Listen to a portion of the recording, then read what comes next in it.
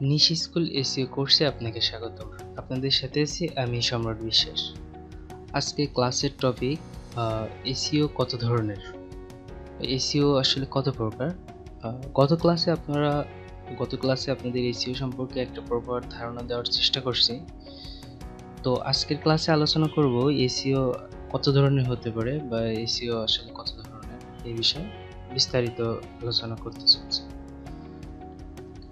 তো এসইও যদি কত প্রকার এই কথায় আসি, তাহলে এসইও মূলত 3 ভাগে ভাগ করা যায়। যদিও আসলে অনেক এক্সপার্টরা বলে এসইও শুধু অন পেজ আর অফ পেজ, বাট আমি একটা বিষয় অ্যাড করব, সেটা হচ্ছে টেকনিক্যাল, যেটা খুবই ইম্পর্টেন্ট একটা বিষয়। বিশেষ করে বর্তমান এসইও ইন্ডাস্ট্রিতে টেকনিক্যাল এসইওর গুরুত্ব অপরিসীম। তো এজন্য এসইও কত প্রকার এই কথায় আসলে অবধারিত যে বিষয় বলতে হয় যে technical SEO, on page SEO আর অফ পেজ এসইও। তো চলুন এই এসইওগুলা এই পার্টগুলো সম্পর্কে বিস্তারিত জানা যাক। টেকনিক্যাল এসইও কি?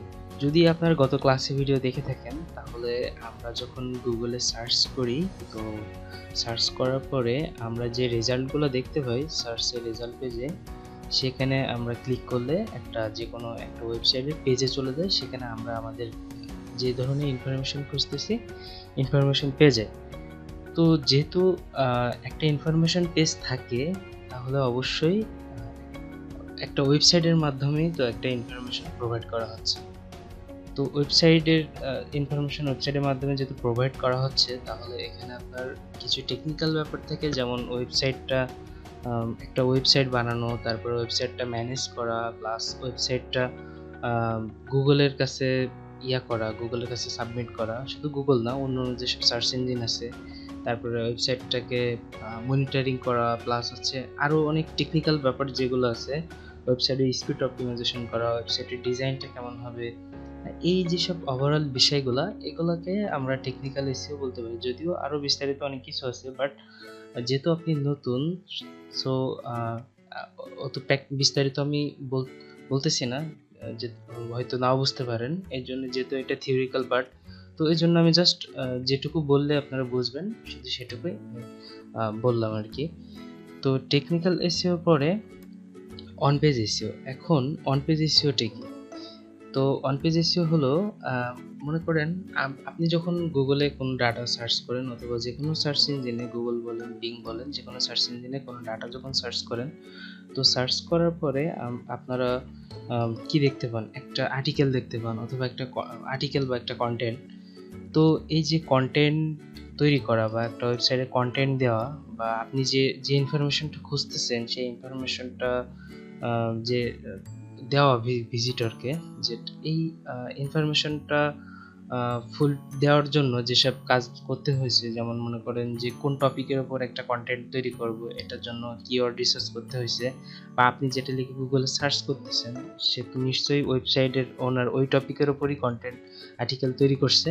তো এটার ওপর তাকে রিসার্চ করতে হয়েছে, এবং একটা আর্টিকেল লিখতে হয়েছে। একটা আর্টিকেল বা কন্টেন্ট দুইটা একই কথা, তো লিখতে হয়েছে, লেখার পরে ওইটাকে ওয়েবসাইটে পাবলিশ করতে হয়েছে। এরকম যে ব্যাপার স্যাপারগুলা, এইগুলোকে মূলত আসলে ওয়ান পেজ এসইও বলে।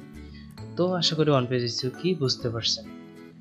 তারপরে অফ পেজ এসইও। আসলে অফ পেজ এসইও মূলত একটু নতুন অবস্থা। অফ পেজ এসইওটা একটু মাথার উপর দিয়ে যেতে পারে, বাট তারপরে অফ পেজ এসইওর ক্ষেত্রে যেটা বলি, মনে করেন আপনি এই ভিডিওটা ফেসবুকে শেয়ার দিলেন বা অন্য কোথাও শেয়ার দিলেন। তো শেয়ার দেওয়ার ফলে এই ভিডিওটা অন্য একটা সোশ্যাল মিডিয়া বা ফেসবুক বলেন বা অন্য যেখানে আপনি শেয়ার দিলেন, সেখান থেকে কি একটা লিঙ্ক পেলো, মানে সেখান থেকে ক্লিক করলে এই ভিডিওতে চলে আসতেছে।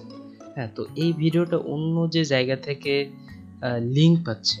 হ্যাঁ, এই যে লিঙ্ক পাওয়ার বিষয়টা, এটাকেই মূলত লিঙ্ক বিল্ডিং বলে, বা যেটাকে মূলত অফ পেজ এসইও বলা হয়।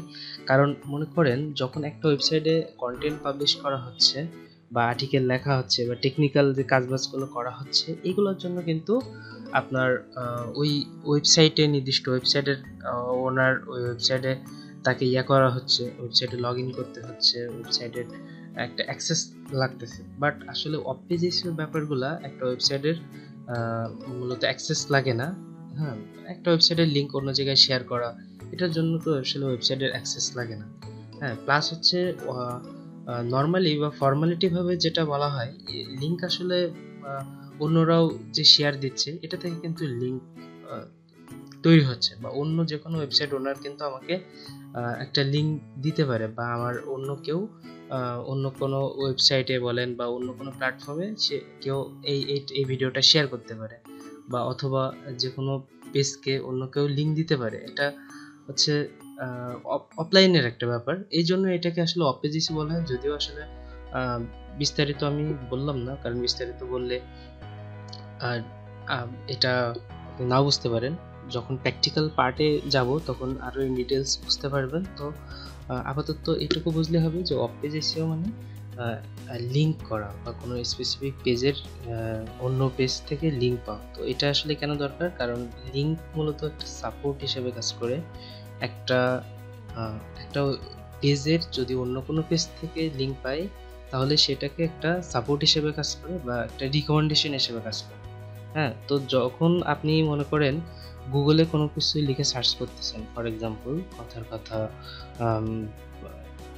ট্রাভেল ইন বাংলাদেশ, হ্যাঁ, তো সার্চ করার পরে আমি গত ভিডিওতে একটা বিষয় বলছিলাম যে একজন প্রথম পজিশনে, অন্যজন দ্বিতীয় পজিশনে। তো আসলে প্রথম পজিশনে ও কেন প্রথম পজিশনে আছে এবং পরের ব্যক্তি কেন দ্বিতীয় পজিশনে আছে, হ্যাঁ, তো এই পজিশন বিবেচনা করার জন্য গুগল মূলত দুইটা বিষয় দেখে। একটা হচ্ছে অন পেজের ব্যাপারগুলো, আর একটা হচ্ছে অফ পেজের ব্যাপারগুলো, মানে ওই পেজটা কতগুলো ওয়েবসাইটের থেকে লিঙ্ক পাচ্ছে বা অন্য জায়গা থেকে লিঙ্ক পাচ্ছে। শুধু এটা না, জাস্ট একটু উদাহরণ দেওয়ার জন্য বললাম, আরও অনেক ব্যাপার আছে। র্যাঙ্কিংয়ের জন্য গুগলের কাছে 200 রকম র্যাঙ্কিং ফ্যাক্টর আছে। তো আসলে এই অফ পেজ, অন পেজ আর টেকনিক্যাল, এই তিনটা পার্টের মাধ্যমে মোটামুটি আপনার এসইওর যাবতীয় যে কাজগুলো, ওভারঅল সবগুলো কাজগুলো করা হয়। তো অফ পেজ এসইওর দুইটা ব্যাপার থাকে, লিঙ্ক বিল্ডিং করা আর লিঙ্ক অ্যাসাইনমেন্ট করা। হ্যাঁ, তো লিঙ্ক আসলে লিঙ্ক বিল্ডিং যে ব্যাপারটা, মানে লিঙ্ক পাওয়া অন্য জায়গা থেকে।